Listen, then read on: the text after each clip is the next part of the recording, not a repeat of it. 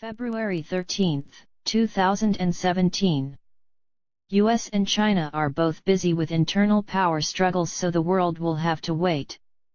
Posted on benjaminfulford.net. By Benjamin Fulford. There are intense power struggles taking place in the United States and China these days, meaning that big new initiatives for the planet as a whole will have to wait until the dust settles in both countries, Chinese and American sources say. The struggle in the United States is, to simplify things somewhat, between the deep state faction behind Trump and the remnants of the Bush/Clinton deep state apparatus. In China, three main factions are duking it out as part of an elaborate power dance that will produce a new central government lineup sometime around the end of March. When these power struggles are over, then we can expect major reforms of the Federal Reserve Board, the United Nations, the IMF, the EU etc. to begin in earnest. Let us start with the US power struggle, which has intensified now that Jeff Sessions has been formally appointed Attorney General. Immediately following his appointment, Trump issued an executive order that refocuses the federal government's energy and resources on dismantling transnational criminal organizations, such as drug cartels. As a Pentagon official described it, Trump declared war on the Bushes and Mexican drug cartels. Furthermore, in a sign, the anti-drug cowboys in the military and U.S. agencies are finally getting the message that force alone will not stop illegal drug use. Pentagon officials are saying Trump may decide legalize and regulate narcotics. This would help bring the roughly $2 trillion annual illegal drug business into the tax-paying mainstream and reduce drug-related death. If done properly, the massive pharmaceutical industry could be brought on board as long as they were given a role. That should be easy to do, since already around 30% of drugs prescribed by doctors are opium-based. The drug companies could add a whole new menu of goodies doctors could offer patients if they could start making medicines based on the other major narcotics. Doing this would also devastate the U.S. private prison slave industry by releasing half of the 9.5 million Americans who are either in jail or on parole. It would also radically lower crime rates. Ask the Swiss, who experienced an 80% drop in crimes committed by junkies immediately after they started letting doctors administer heroin to addicts. Most of the junkies were also able to eventually kick their addictions. Since 90% of the world's heroin is produced in Afghanistan, legalization and regulation of its opium crop would most likely lead to peace in that country. The Trump administration is also talking about stopping CIA drug shipments that go via U.S. military bases. In Japan, for example, the Yokota Air Base has long been a central distribution hub for North Korean amphetamines, according to senior Japanese gangsters. Shutting that trade down or else legalizing it would help clean up the Japanese political system big time. The same is true with the heroin trade going via other big U.S. Air Force bases such as Incirlink in Turkey and Ramstein in Germany. With so much money and power at stake though, you can be sure though that the Bush faction is not going down without a fight. The entire ISIS/Mossad/Bush CIA/Nazi, Hazarian Mafia Nazi faction, nexus is on the warpath, and the fact that prominent ISIS-linked criminals like Senator John McCain have not been arrested yet shows the power struggle is not nearly over.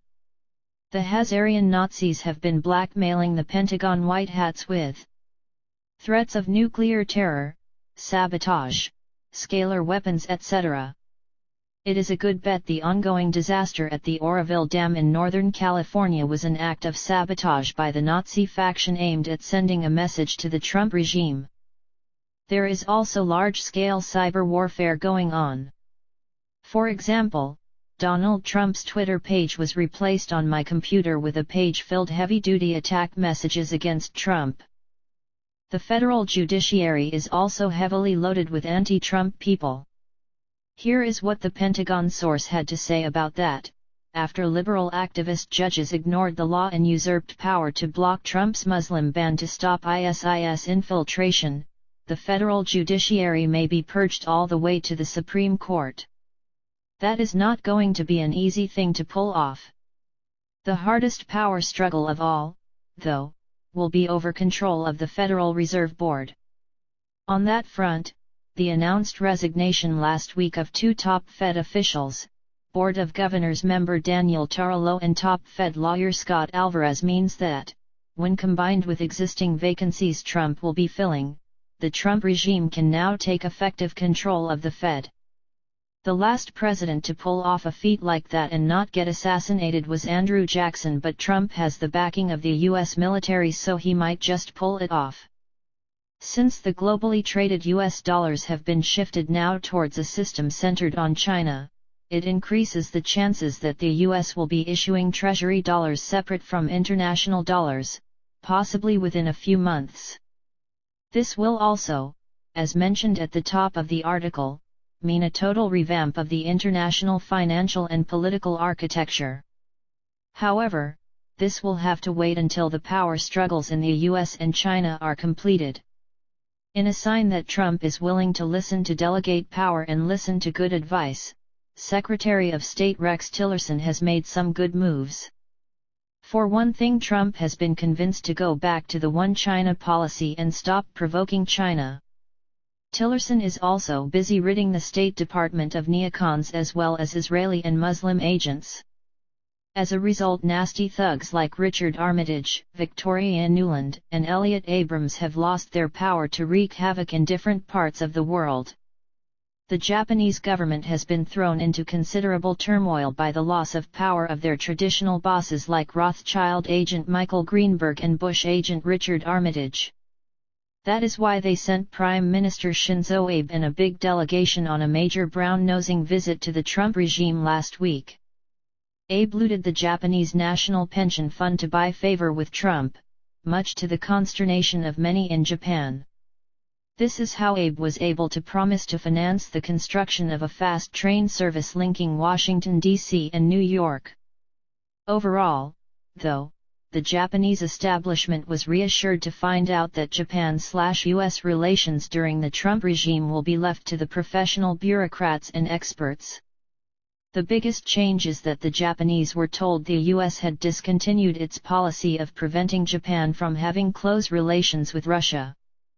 The Japanese were also told there would be less US interference in domestic Japanese politics, such as the murdering of disobedient prime ministers, from now on. That is because the US wants to keep Japan on its side as it negotiates world changes with China. Which brings us to the power struggle in China. The Chinese government is preparing for a once-in-5 years power change that will mean 5 of the 7 standing members of the Politburo will be stepping down. The battle is over who will replace them and who will be crowned as successor to President Xi Jinping. Chinese government sources say the process is a complicated and time-consuming one that involves lots of consultations with very old retired top former officials. There are 3 main factions involved in this conflict. One is the faction behind Xi Jinping, which one might call the Northern faction. The other is the China Youth League faction that put former President Hu Jintao into the top office. This group is strongest in the south of China, the area around Guangdong and Hong Kong.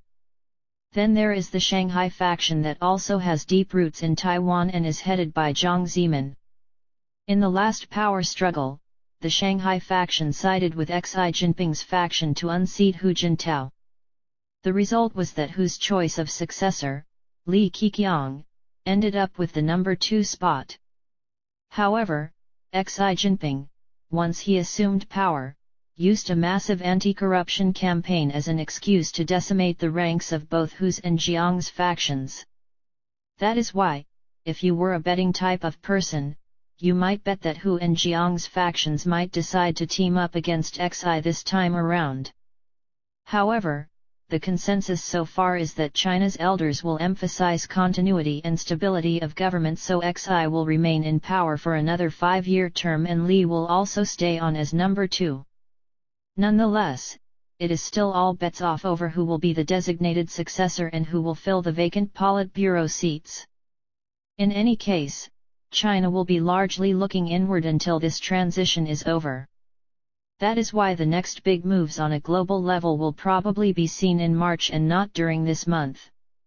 On a final note, we are hearing that, behind the scenes, the Chinese and Americans are cooperating in the fight against the Nazi faction of the Hazarian Mafia. Thanks for listening and watching. Subscribe and share. Please like us and share with your social media. Please subscribe and click the bell to be notified of our new videos.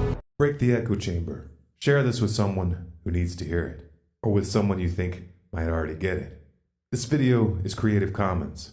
You have permission to download, copy, and distribute it by any means. If you